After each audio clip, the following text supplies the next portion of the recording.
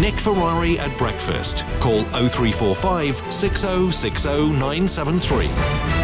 9 minutes before 8 is the time. Let's come back to the conversation with which we started the hour, which is this pay rise and the very much conservative supporting newspapers such as the Daily Telegraph, pay rise for public sector workers.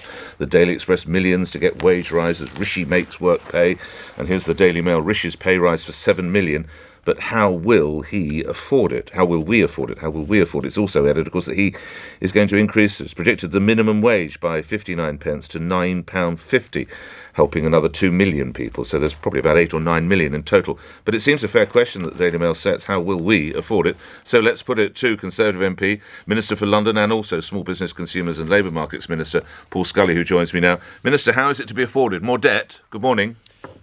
Morning, Nick. You'll see in the budget tomorrow the Chancellor set out the spending review as well as the fiscal background and his predictions, his forecasts for the economy over the next year. In terms of the public sector pay, though, it's really important that we recognise that last year we had a pay freeze to make sure that we could protect jobs, protect livelihoods in those areas. But now, as we're starting to recover, we've got a strong recovery. It's time to make sure that we can tackle the cost of living for those 5 million people. That will actually the review pay review bodies in each area will determine what that pay rise should be.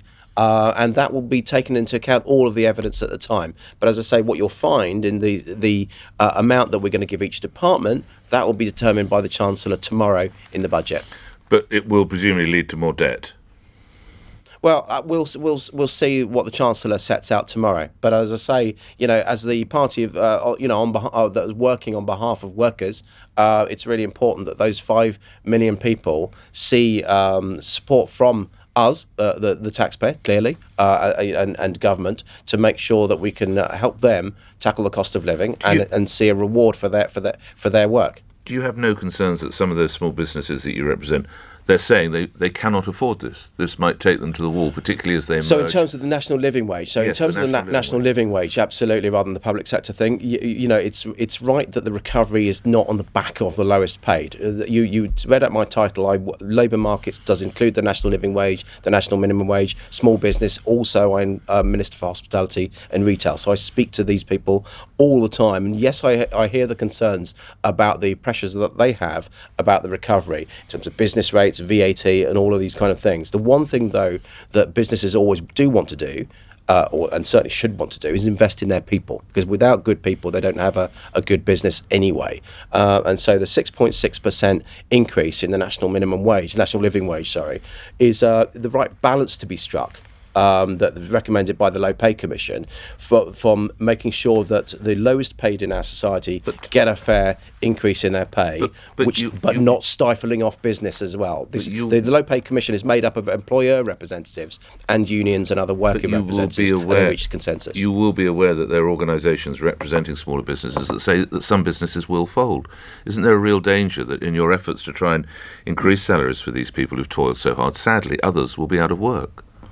I don't think they will necessarily fold on the basis of a single measure like that. This is why it's so important that we look at all the other fixed costs for businesses. We've got the fundamental business rates review that's due to report back this autumn, which looks at one of the biggest fixed costs that retailers and many hospitality venues, or all hospitality venues, have, business rates. We're also working on the rent debt that has been accrued over the last 19 months by legislating for mandatory arbitration for that, and we clearly will look at the tax burdens on those businesses as well. It's the whole gamut of things that we need to look at to make sure that we're not stifling off the recovery.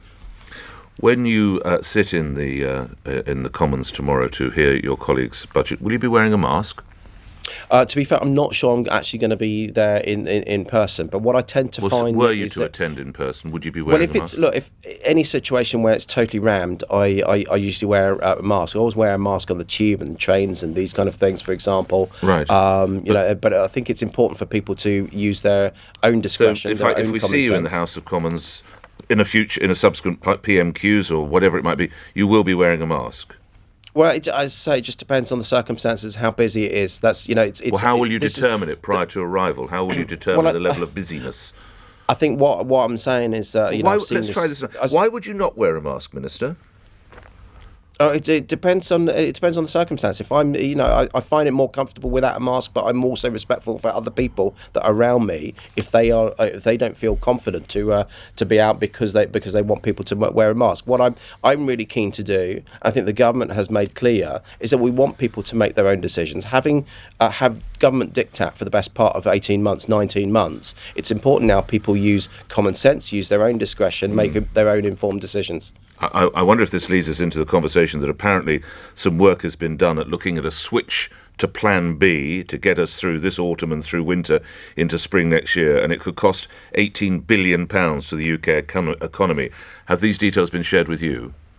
No, this is something I only heard about in a previous interview just about 10 minutes ago. But look, as I say, I speak to businesses in the hospitality, retail, and other sectors all the time, and we saw the concerns of businesses when we had the stop-start nature this time last year.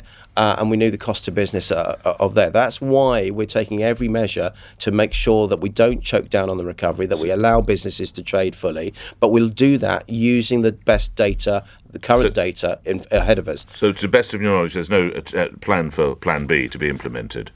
We don't want to be stifling the recovery, so that it gives no sense that there's anything at the moment that's suggesting Plan B is needed, because what we're finding that hospitalisations are still roughly although case numbers have gone up, hospitalisations haven't gone up in the same proportion. So there is still suggestion there that we weaken the link through the excellent vaccination programme.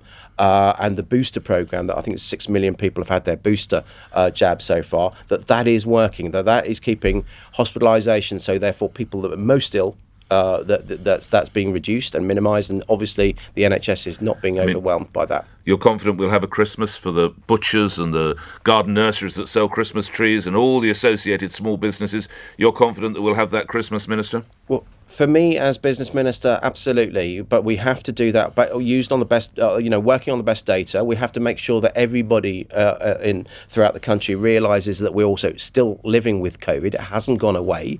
As I said, we've weakened that link between case numbers and hospitalisations, but it is still with us. So as long as we are all sensible, all careful, and using our discretion and respectful for others, then we can have that Christmas exactly as you say. Couple of other matters. Why would you have voted in favour of pumping raw sewage, untold tonnes of raw sewage into our rivers and seas? Well, to be fair, that's a caricature of what was actually in front of us. The Environment Bill hasn't gone through its stages yet, but the amendment that came in front of us wasn't particularly well drafted. It certainly wasn't costed, and it would effectively put between 150 and 600 billion pounds worth on water bills.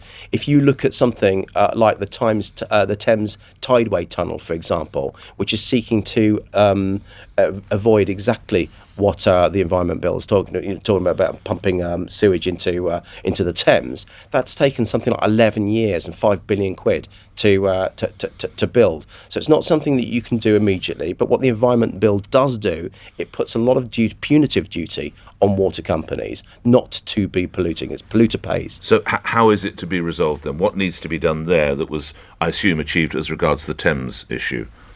Well, we will work with the Duke of Wellington, who moved the amendment, and others as it goes back to the Lords, and see what comes back. But I think the Environment Bill already goes a considerable way to getting the process through to avoiding sewage being pumped into rivers. I think it's just the stereotype, the caricature that I mean is that on social media in particular, it's suggesting that we are voting to do this. This is something that is occurring. We want to reduce it. We want to eliminate it.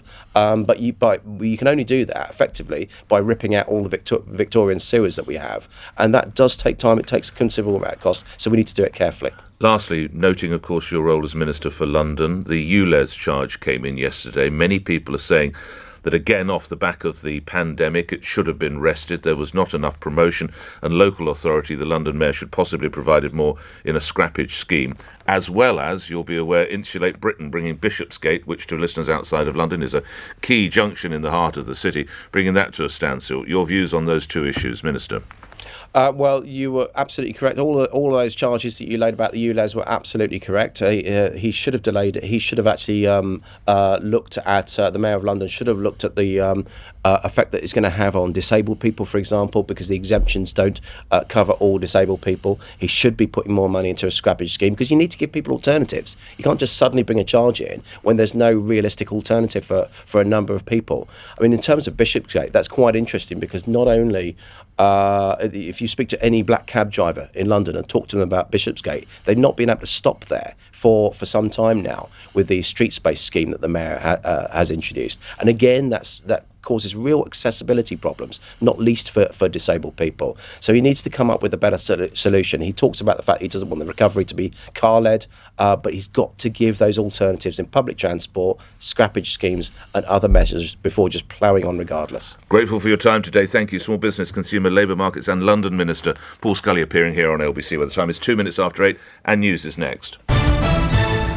On your radio, on Global Player and Play LBC. leading Britain's conversation. This is